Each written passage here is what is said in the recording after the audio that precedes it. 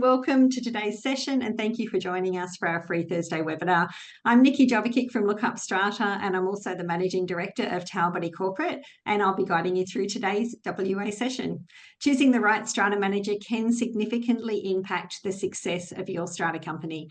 A good manager supports a smooth, transparent and functional strata operation, and the wrong choice can lead to confusion, conflict and costly mistakes.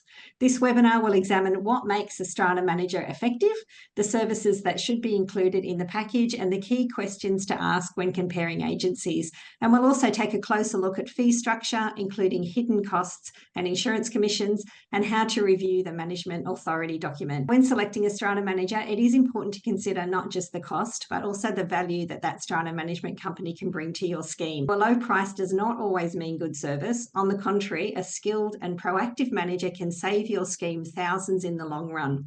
Luke will walk us through a series of smart questions to ask when interviewing prospective agencies, and he'll emphasise the importance of a transparent, collaborative relationship between the Council of Owners and their strata manager. We're pleased to be joined again by Luke Downie from Realmark, a highly experienced industry professional and educator here in WA, and Luke brings practical and policy knowledge to today's topic.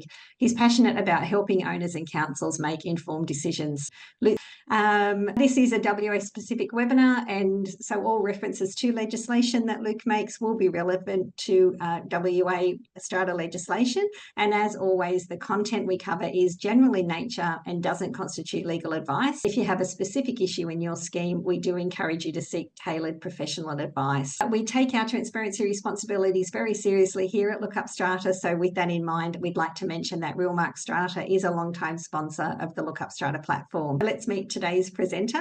Luke Downie is the Head of Strata and Business Development Management at Realmark, with more than 20 years of experience in the industry. Luke previously owned and operated his own strata management business here in Perth, and he was also WA's State Lecturer in Strata Management at Central TAFE and has delivered countless in-person and online training sessions over the years. He's a regular contributor to LookUpStrata, and when he's not talking strata, you might find him fishing, watching the West Coast Eagles, or volunteering in the community. Welcome, Luke. Thanks again, Nikki, for the introduction. I'm not sure mentioning West Coast Eagles is a positive thing right at this point in time. And good morning, everyone. Thank you for joining us today as we delve into selecting the right strata manager to manage your strata company. I just wanted to start by saying that if you're on a Council of Owners and you're experiencing concerns or difficulties in relation to service delivery from your strata manager, I would strongly encourage your Council of Owners to talk to the business owner or business leaders and go through the process of trying to resolve those concerns before you look towards going down the track of selecting a new strata manager. I think that's vitally important. If you look at your management authority, there is likely to be a dispute resolution section of that authority. I'd encourage you to look at that and follow that in order to try and resolve those concerns before moving forward. What we're going to be looking at today is delegation to the strata manager. We're going to delve into what I believe to be the key traits of a reliable high-performance strata manager, how to evaluate what's included and any potential red flags in the proposals that you're looking at when you are selecting a strata manager, what questions every Council of Owners should be asking when going through that assessment process, and a practical look at reviewing the management authority. So starting with delegation, this section is probably a little bit dry for some people because it is legislation based, but it gets a little bit more interesting when we start going into questions, etc. But section 143 of the Strata Titles Act looks at delegation to a strata manager, and what section 143 tells us is that a strata manager cannot be authorised to authorise a person to perform a scheme function other than an agent, employee or contractor of the strata manager. The strata manager cannot determine contributions. The strata company budget and levy contributions are often prepared in draft by the strata manager for presentation at an annual general meeting, but it is a requirement of an annual general meeting to adopt the budget and levy schedule as presented or amended at its annual general meeting. The strata manager cannot enter into an alternate strata management contract on behalf of the strata company, cannot terminate a contract for service under section 115. The strata manager cannot commence proceedings on behalf of a strata company. They're not authorised to use the common seal, or authorise the use of the common seal, on behalf of a strata company. They cannot authorise a person to sign on behalf of the Council of Owners or the strata company, and they cannot perform scheme functions that have been ruled out under the general regulations. At this point in time, the general regulations in Western Australia don't specifically rule out any particular scheme functions, but what the general regulations do tell us is that a strata manager cannot perform any scheme functions on behalf of a strata company if they have not provided the strata company with the criminal record statement and have not met the prescribed education requirements in order to perform those functions. The management authority must outline the scheme functions that have been delegated to the strata manager, and in delegating those scheme functions, the management authority can also contain conditions as to how those functions are to be performed. Okay, so let's have a look at some of the commonly delegated scheme functions that are given to strata managers to perform. So the first one listed there is assisting in insurance function, that is the placement of insurances, handling claims processes, and the communication aspect of insurance, that is communicating with insurers, brokers, repairers, and any third party associated with that insurance process. Keeping the records of the strata company, section 104 of the Act outlines what those records are, commonly the correspondence, the scheme documents, minutes, any common area leases or contracts pertaining to the scheme are commonly kept by the strata manager on behalf of the strata company. Assisting with bylaws, so that is assisting the strata company to ensure that the strata company itself complies with the scheme bylaws, but also assisting the strata company in enforcing of the scheme bylaws. On the financial management side of things, assisting with establishing the funds, keeping all account records and preparing statements, assisting with the budget and collection of levies, and of course the arrears collection process. Provision of information. So section 107 to 110 of the Act deals with provision of information by a strata company, and this is a common function that's given to the strata manager to perform on behalf of that strata company. And of course, keeping and maintaining the role of owners. Some other functions outside of scheme functions that are commonly delegated to the strata manager include assisting with the general meeting. Often the strata manager will chair the general meeting, prepare the notice of meeting and the minutes afterwards, assisting with Council of Owners meetings, statutory support and guidelines, that is providing advice and guidance to the strata company and its Council of Owners in relation to strata titles legislation, assisting with the upkeep and maintenance of the common property. So the responsibility to maintain and manage the common property sits with the strata company. The strata manager is often tasked with carrying out tender processes, obtaining quotes on behalf of the strata company, issuing work orders, and engagement of specialty services. A few notes I've made here. The important thing to note when assessing proposals is that the agreed functions may be inclusive in the base management fee, or they may be an additional cost. So working through and working out which of those functions are included in the base management fee and which will land under Schedule B is important in understanding what the total potential costs you may be paying are. I also encourage people to understand that strata managers have limitations. They're not necessarily subject experts. Strata managers are often exposed to such projects as waterproofing, concrete cancer repairs, painting of a building, and the likes.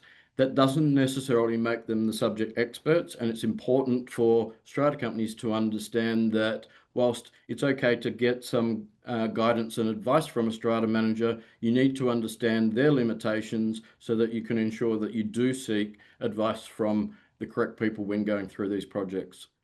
A strata manager should not be utilised or expected to perform functions outside their knowledge, their experience, or their expertise.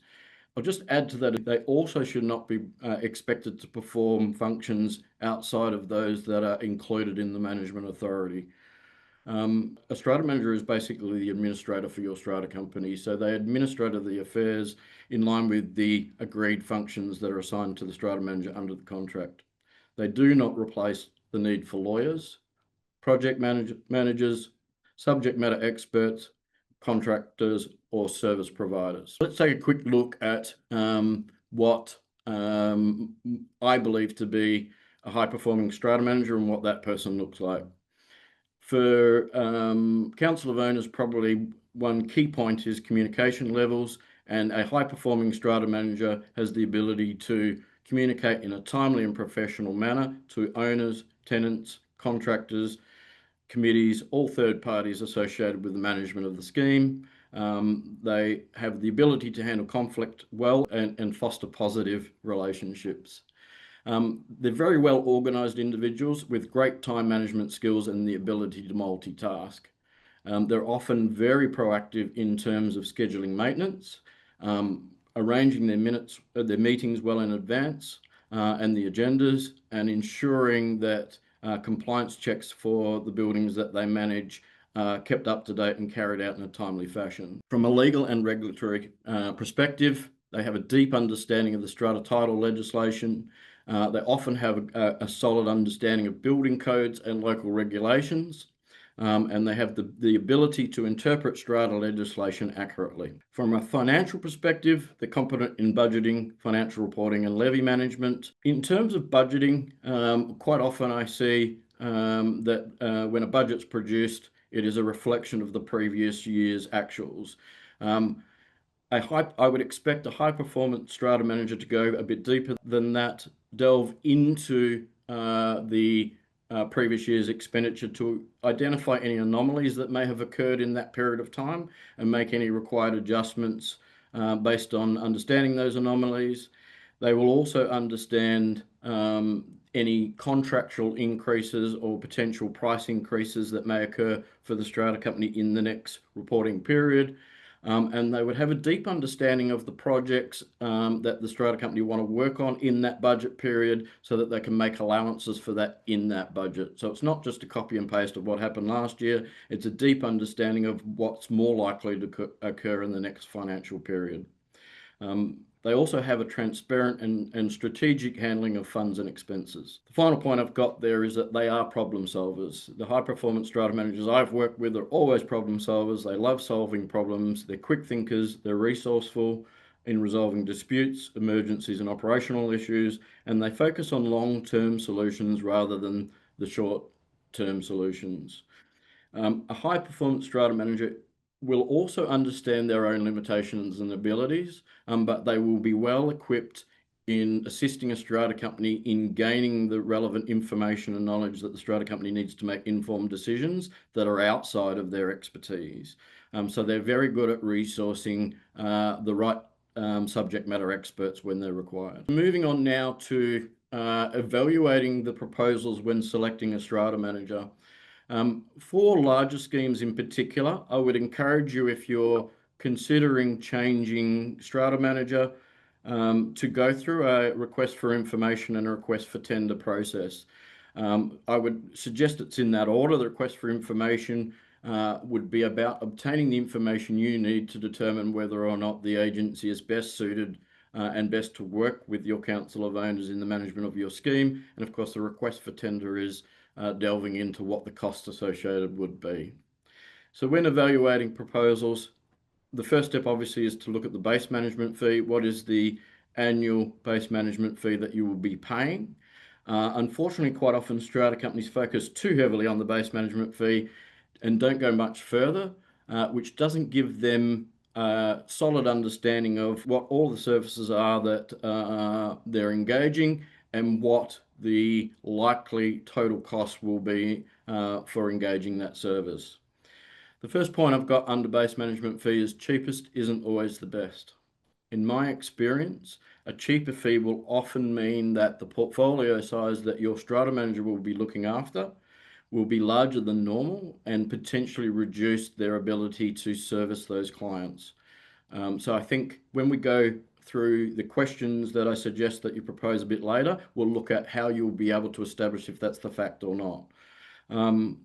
And the second point I've got there is what functions are included in the base management fee. So they are the functions that you're delegating to the strata manager that you don't have to pay additional for. They're included in that base management fee. Secondly is assessing the Schedule B fees, the additional charges, and what's not included. What are the functions that you're going to pay extra for? And more importantly, what's the process for charging those fees? Is it that the strata manager has the leeway to determine when they're charged and charge them as they see fit? Or is there a process for approving those additional charges? Now, when you look at Schedule B fees, you will find that some of those fees are regular occurring. It may be bank fee associated, etc., where it would make sense for the strata manager to process them as they occur. But there are often charges that you may want to process in place where there's transparency and it's well communicated to the Council of Owners before those charges occur. Insurance commissions. Does the strata manager receive insurance commissions? And if they do not receive the insurance commissions, will that impact the base management fee?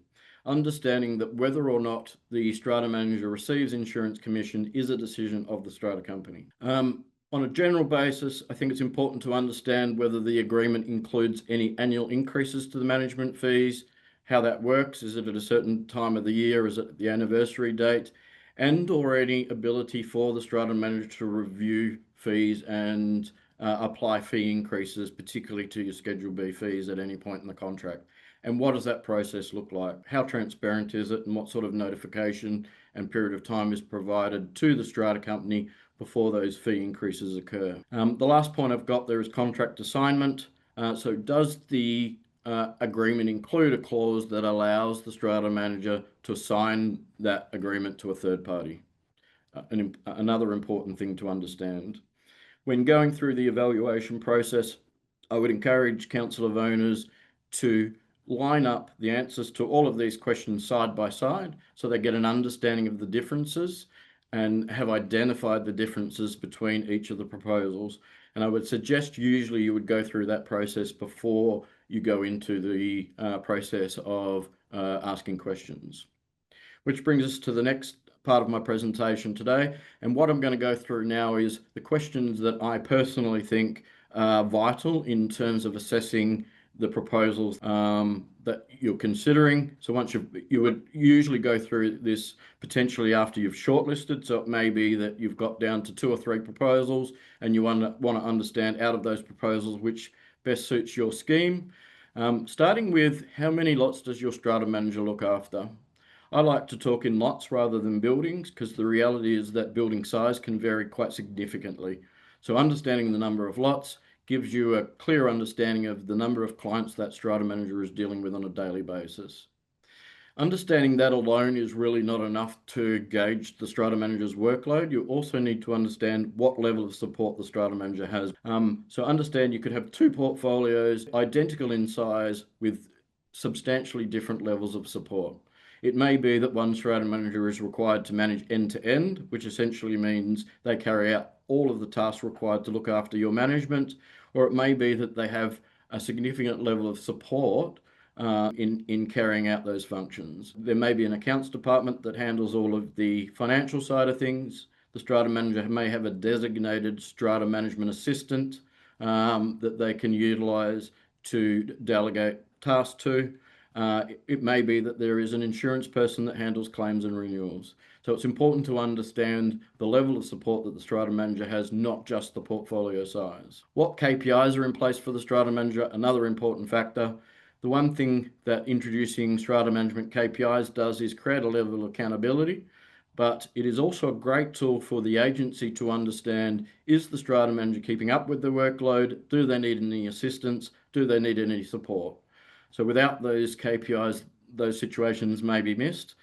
So having that tool in place is a great way of ensuring that the strata manager is provided with the support that they need to ensure they keep on top of the workload, particularly when workloads in strata management have a tendency to fluctuate quite significantly. What level of transparency is provided to the Council of Owners, and how much of this is available in real time? In this day and age, there are multiple softwares and platforms available that will give Council of Owners access to all of the strata company records 24 hours a day, 7 days a week. I mentioned Council of Owners because generally you would not make all records of a strata company available to all owners, but it really does assist Council of Owners having access to that information in the respect of managing and looking after the interest of all owners. What should we expect in terms of response times and updates? I think it's important to set that expectation from the start. So what we're talking about here is what would be the usual response times to emails and return phone calls. It's an important factor for Council of Owners, and it's one concern that Council of Owners often ask. So if you set that expectation from the start, you're getting a clear idea of whether or not the strata manager is meeting that expectation or not, and whether or not you should raise that concern with agency. Is your organisation a member of SCAWA? SCAWA provides its members with a number of benefits that benefit both the member and its clients, including the requirement to follow a code of conduct, but also a substantial amount of opportunity in relation to professional development and training. So I believe being a member of SCAWA is an important factor in selecting your strata manager. How many years of experience does your strata manager have?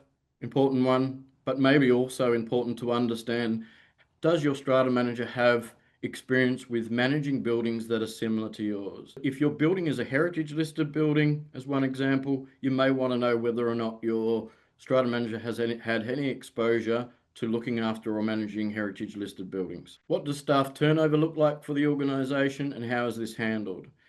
I'll point out here that at this time in Western Australia, I believe that our industry is more transient than any time in the past. There is a lot of turnover of staff compared to previous years. You can expect that turnover will happen, but what becomes more important is, how does your agency handle staff turnover?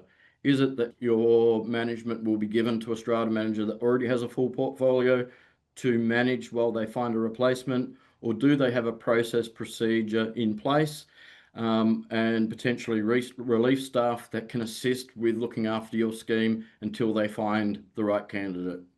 I would also suggest to Council of Owners that it's important that you allow a strata agency to take their time in replacing your strata manager when they need to do so, because it's important that they find the right person to look after their clients and to look after yourself. And sometimes that takes a bit of time. So I would encourage Council of Owners to have that patience. Of course, it is important that you are looked after in the interim, but providing some patience when the agency is going through that process. What are your strata manager's strength and weakness? A great question to ask.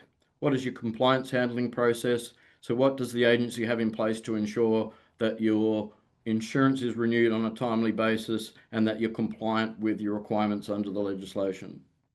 Can you provide phone references for your organisation or strata manager? You may want to consider taking the time to talk to references to better understand their experiences and determine whether or not that agency is suited for your needs. Does your organisation have any statutory auditing requirements? You will find that if your strata management agency is a licensed real estate, they are required under that license to carry out audits. If your agency does not have statutory auditing requirements, you may want to ask, do they have any in place? Just because they don't have a statutory requirement does not mean that they don't have auditing processes in place. What software does your organisation use, and what are the benefits we will receive from these? Software is developing at a rapid rate, and I'm finding, particularly in recent years, that there are more and more functionality that's being introduced to software that provides substantial benefits to strata companies and their Council of Owners in the management of the scheme. And it's great to understand, when selecting an agency, what benefits their software brings that may assist your Council of Owners and your strata company. What is your expectation from our Council of Owners? I think this is a very important question. When we talk about developing mutually beneficial and a great working relationship between strata manager, agency and the strata company, it's important to understand how it works both ways. If you ask the question about what the agency's expectations are from your council of owners, it's going to assist you in developing that relationship. We mentioned compliance before, so I'll skip that one. Tell us about how you will assist us with both asset and contract management. So how does the agency manage your contract renewals? Is it done in a timely manner? And how does your strata manager assist in asset management and renewal for that matter as well? Assessing the management authority. So a few points here to look at when you're going through the management authority. First being, what is the term of the appointment? And it's important here for strata companies to consider what's your individual needs in relation to appointment. I would suggest that if it's a first appointment with the agency, you may want to look towards a smaller length of time to make sure that you've made the right choice and not lock yourself into a long-term contract. There are a number of benefits to longer-term contracts, and if you have established well-working relationship with the strata manager, I would encourage you to explore the opportunities for a longer contract with your agency. Disclosures. So the management authority is required to include any conflicts of interest or pecuniary benefits or financial benefits that the agency may receive in carrying out the prescribed functions under the management agreement. So that all needs to be disclosed in the management authority. Take note of those, understand them, and make sure they're not going to have a negative impact on your strata company. You may want to consider whether or not to include the appointment of a strata company representative in your management authority. So a strata company representative can give instruction to the strata manager, and when the strata manager receives that instruction, the strata manager can take that instruction as being instruction from the council of owners. Having the strata company representative in place can make things run a bit smoother. What it doesn't do is remove the need for that strata company representative to ensure that when they're giving that instruction, it is instruction and a decision that has been made by council and not their own individual instruction. What fee reviews and increases are included in the management authority? So what do they look like, and what potential increases in costs could you see during the term of the contract? What Schedule B fees are and what they look like. So potentially what you're looking at here is what additionally are you likely to pay during the contract period on top of the base management fee. So understanding that, and some Schedule B fees may or may not apply to your scheme, determining that is an important part of that assessment process. Education qualifications. Does your strata manager and your strata management agency meet the required education requirements as outlined in the Strata Titles Act? Do they have the required level of professional indemnity insurance? Is there any clause in the contract that aids to shift liability or indemnity away from the strata manager in performing the strata management contracts, and what does that look like? So look for those clauses. Contract assignment, I meant before, is there a clause in the contract that gives ability to the agency to assign the contract? And what is the dispute resolution process? So at the start of this presentation, I talked about understanding that dispute resolution process and how important that is. I do encourage strata companies that have concerns to go through the process of trying to resolve those with your agency before you move on. The relationship between a strata company's council of owners and the strata manager should be based on a partnership with a common goal of achieving the best outcomes for all owners in relation to maintaining and protecting the value of common property. Thank you. Thanks so much, Luke, for that presentation. I thought it was fantastic. I really liked the high-performing strata manager slide. I thought you had some really great points. We might move on to the questions. How does the strata lot owner know if their strata manager has completed the Strata Act training? And then my question on top of that is, what are the Act training requirements in WA at the moment, Luke? It's a very good question. So at the moment, that is under review and about to change. The requirements for education vary depending on the level of involvement in the management of the scheme. A licensee is going to have larger education requirements than administration assistant, for example. So that's all outlined in the Act. The prescribed education requirements are included in the management authority, and there's a requirement for them to be included in the management authority. So if you want to know what education requirements, or if those education requirements are met, there is a prescribed education statement that's attached to your management authority. Thank you for that. We also had a question. Our strata company pays a set fee to the manager, but we've recently discovered that additional charges apply for every communication, including responding to owner emails and issuing levy notices. These costs aren't clearly disclosed in the original management authority. Is this permitted under WA legislation, or should all potential fees be itemised up front? When you talk about all potential fees being itemised up front, any potential additional fees should be included in the management authority. In terms of determining what the total value of those are, that's almost impossible. The reason I say that is because the Schedule B fees are commonly user pays. So it comes down to whether or not you're going to utilise that service. I would encourage, when assessing potential proposals, for example, to have a conversation with the strata manager or the agency about what they perceive to be the likely outcome. They won't be able to tell you exactly. They may want to ask you a few questions to understand how you run your scheme, but what should be outlined is, if you use this service, this is what the fee will be, if that makes sense. I should point out that not everything can be covered in a management agreement. You will find most management agreements will also outline potential hourly rates. These hourly rates would apply to functionality that you've asked the strata manager to carry out and they've agreed to, that are not included in the management authority. So outside of your management agreement. We've also been asked in relation to collection of strata fees that are overdue or bad debts. Is this part of the strata manager's responsibility? That would depend on whether it's a function that's been prescribed to the strata manager in the management authority. A lot of agencies will have a debt recovery policy. So you may want to ask whether or not the agency has one in place and what does that look like. That will give you guidance in regards to how they would perform that function, if it is a function that's been designated to them. We're concerned that the strata manager routinely delegates tasks to junior staff who are unfamiliar with our scheme and have made repeated administrative errors. Is there any requirement in WA for a strata manager to disclose who within the company is handling matters, or can the council request a named contact be responsible for our scheme? I don't believe the Act requires the individuals, their names, etc., to be disclosed. It does require the agency to disclose whether or not the people working on your scheme have met the education requirements, as I mentioned before. Can you ask the agency about having a designated person, etc.? You can ask agency anything. It comes back to what I was saying before.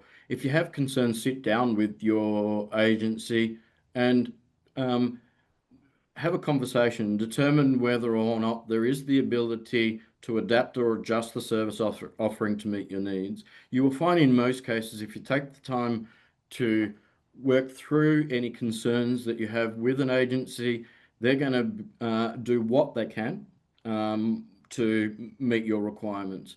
It may be that they can't, but if you don't have the conversation, you do not know.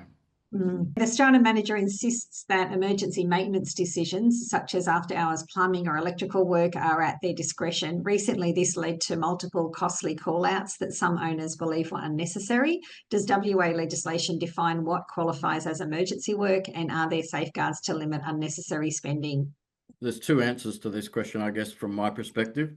And I'll elaborate on that a bit further. The Act is quite specific in regards to how expenditure can be approved. One of the ways expenditure can be approved is through adoption, well, the main way is through adoption of a budget at an annual general meeting. So if expenditure occurs that's in that budget, the question then is whether or not the strata manager themselves have the authority to approve that expenditure. And my view on this is that strata managers also have a significant amount of responsibility and duty of care. They're not always going to get things right, but you would want your strata manager to act in the best interests of your scheme in the case of an emergency. And it's a risk that strata managers from time to time have to take. If they believe they have to act and get something done, it might be a life-threatening situation, etc., then they have a duty of care to act. If a strata company post the strata manager taking that action believe that they made the wrong decision, I would encourage them not to persecute the strata manager, but sit down with the strata manager and have a conversation about the concerns they had with the actions they took, and set some guidelines or boundaries in regards to what your expectations are of the strata manager in those circumstances. And I guess that comes back to that high-performing strata management list that you'd put up, and the experience that the strata manager has at that point as well, making 100%. decisions under pressure. Yeah, a lot of these things can be discussed before they happen. That's probably another very good question to ask potential agencies, how they handle emergencies, etc. But also be prepared, a strata company should be prepared to outline what their expectation is. So not just understanding what the strata manager is saying or offering them, but putting forward to the agency, this is our expectations, this is the way we would like to see things happen. Transparency and having conversations is huge. Communication between both parties. Yeah, I really liked the point too that you made, Lick, in the questions about asking the strata manager what is expected of the council, and then the expectations get set up at that initial stage, and then the council knows what they're supposed to provide, and the strata manager knows what the council is comfortable in providing. The second part to taking the time to ask those questions is, if it's identified that there's a concern in regards to the answer that's provided, you may be able to work on a potential solution to that problem. I will use the example that one of the most frustrating things for strata managers is the lack of response or response times from committee members. Now, strata companies themselves quite often get frustrated with response times from strata managers, but it does work both ways. In particular, when understanding that a strata manager cannot necessarily move on with an item without having that decision made by council. And often when they're not getting a decision made by council, they're getting a substantial amount of pressure on the other side of things from particular lot owners or multiple lot owners inside a strata company.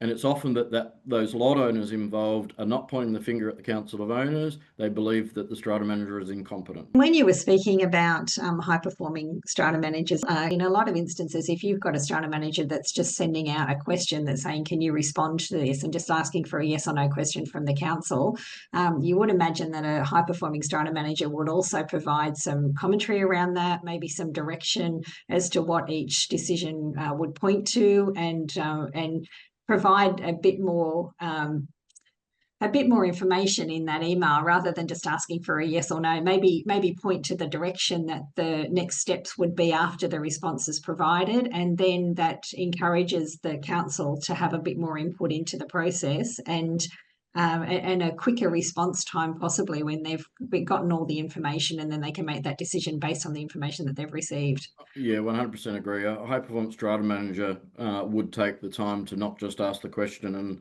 and ask for an answer.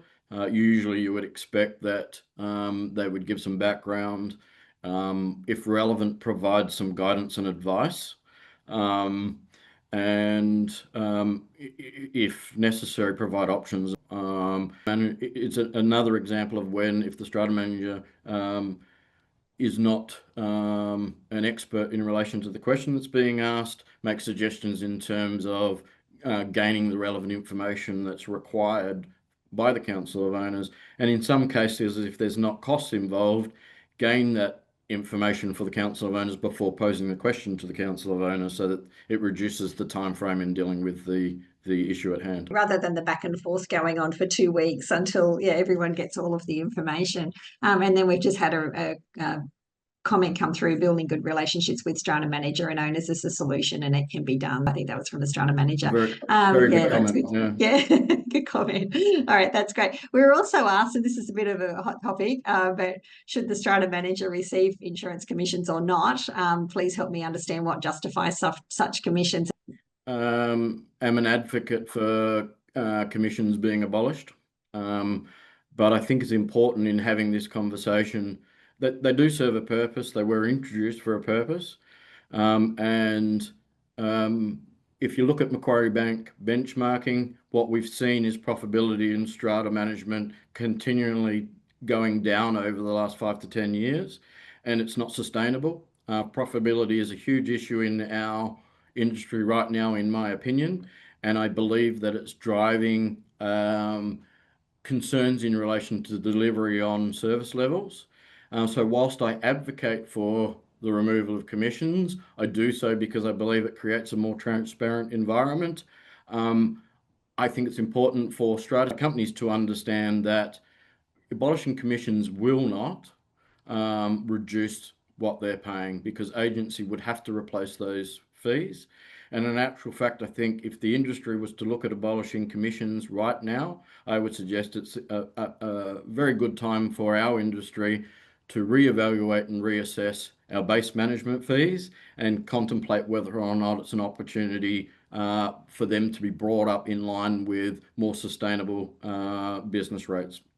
It's an interesting time in the industry because you're seeing strata management companies come up with different offers, and they are framing things differently. Like you say, somebody has to pay for the work that's done for the insurance, whether it is an insurance commission, whether it's a broker that looks after that and then the broker handles all of that, or whether the strata manager is not charging a commission or doing the work and charging it on an hourly basis. The owner can do it if they like, but yeah, somebody has to do the work. Yeah, it's not just the work either. It's the level of risk exposure that comes along with that type of work as well when we're talking about insurances. So that's important to understand as well. Yeah, that's true. That is true.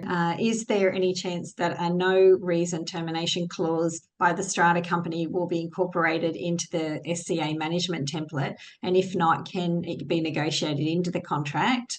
And I just added in there, are there any protections or conditions that owners should ensure are included in the managing authority to allow for a termination for no reason clause? When it comes to management authorities, it's a contract. In any circumstance, contracts are negotiable. So strata companies really should take the time to read and understand every aspect of the contract. And if they have their own requirements, any particular clause that they feel they would like in their agreement, they should be having that conversation with the other party. There are some strata companies out there, in my experience, that have had their own management authority produced by lawyers. And there's nothing stopping a strata company from putting forward their own proposed management authority when negotiating with agency as well. It does need to be produced by a lawyer. It's important that it meets the requirements of the Strata Titles Act and what is outlined in the Strata Titles Act in terms of what must be included in a management authority. Okay. And depending on the size of the building, would you advise some councils get legal advice on management contracts? 100%, particularly if they don't understand the contract. I guess my question would be is if they're undertaking a major maintenance project and going out to contract to do that, would they get a lawyer to review that contract?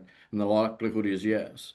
So yes, it is a good idea, particularly if they don't understand the authority, to ask a lawyer to review and provide advice in regards to the contract. How long should a strata company retain the same strata manager? Is there a risk the strata managers will become disenfranchised over time? Every agency usually has multiple strata managers. So if you're concerned about the individual becoming disenchanted or maybe not showing as much attention as they initially did when they were looking after your scheme, I would suggest maybe exploring with your agency the potential to change strata managers. You will often find that even if it's a situation where you don't have a great working relationship with your individual strata manager, you will often find that the agency that you're with would be more than willing to consider that request. But other than the individual strata manager, if you should look to change agency if you've done everything you can to resolve any concerns and you believe you're not receiving the right level of service from the agency that you're with. Our council signed a new management agreement after a recommendation from one member who has a long-standing professional relationship with the incoming strata manager. This relationship was not declared, and the new agreement included higher fees and reduced reporting obligations. What transparency obligations apply in these cases, and can this appointment be contested based on perceived conflict of interest? The word perceived, I think, is a big thing. If there is a conflict of interest, then committee members have an obligation to declare that. conflict of interest under the Act. I think the other side of it too is at any point in time, if a strata company or a committee strongly feels that there is anything untoward in terms of an appointment, I would encourage them potentially look at convening a general meeting and having a conversation with all owners in relation to whether or not they're comfortable and happy with the arrangement that's been made. Understanding that Council of Owners are delegated under the Act a lot of responsibility, but the one thing the Council of Owners cannot do is overrule decisions of a general meeting of a strata company. I'm an owner in a 5-lot strata scheme, and I'm seeking advice on how to address the poor performance of our strata manager and the Council of Owners, which I believe is biased. My spouse and I hold the largest share in a complex, but we didn't appoint the current strata manager. The decision was made by majority vote of the council several years ago. Over the past 7 financial years, the manager's service has declined significantly, especially in terms of responsiveness, general performance, and the timely processing of levies and insurance. 2 of the owners don't live at the property and rarely participate in strata matters, yet they continue to appoint the strata manager as their proxy for the AGM, and the only other full-time resident has a close relationship with the owner of the strata management business and often sways decisions in a way that benefit their own unit. The strata manager ignores most of my emails, particularly those relating to accounting issues or invoicing errors, including penalty interest charges I've disputed. I'm considering submitting a vote of no confidence in both the manager and the current council, but I'm unsure what other steps I can take to ensure fair treatment and accountability. I don't want to move as we plan to retire here, but I'm feeling powerless and sidelined. What options do I have? I think in that situation, I would be requesting a general meeting to have a forum to voice those concerns, bearing in mind that if the Council of Owners refuse to convene a general meeting, you can requisition a general meeting if you hold 25% of the unit entitlement, or if you have support of 25% of the unit entitlement, 25% can requisition in writing a meeting, but you must outline also what agenda items you require for that meeting as well.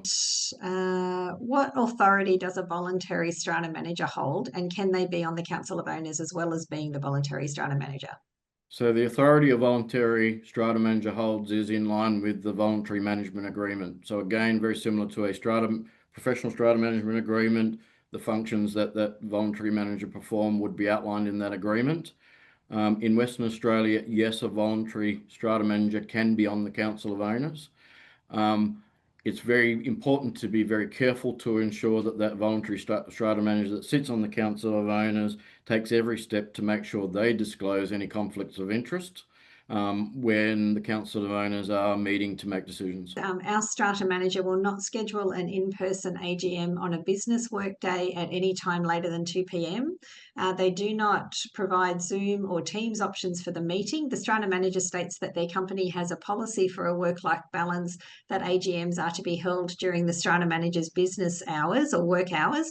A high percentage of the lot owners work, and it's not always easy to attend a meeting during a busy workday. Is this a common issue, or is it isolated to this strata management organisation? Well, general meetings, including the annual general meeting, can be convened only by the Council of Owners or by requisition. I would encourage that strata company to convene the annual general meeting at a time and date that is suitable to the majority of their owners, with or without the strata manager present at that meeting. If the strata manager cannot be present at that meeting, then it would be my recommendation that you outline your requirements from that strata manager in terms of preparation for the meeting, issuing notice, agenda, etc., so that you can ensure that the meetings run successfully. You don't have to have the strata manager present to run the meeting. So I would encourage that approach. In relation to, is it normal? Well, I would suggest that this is opinion.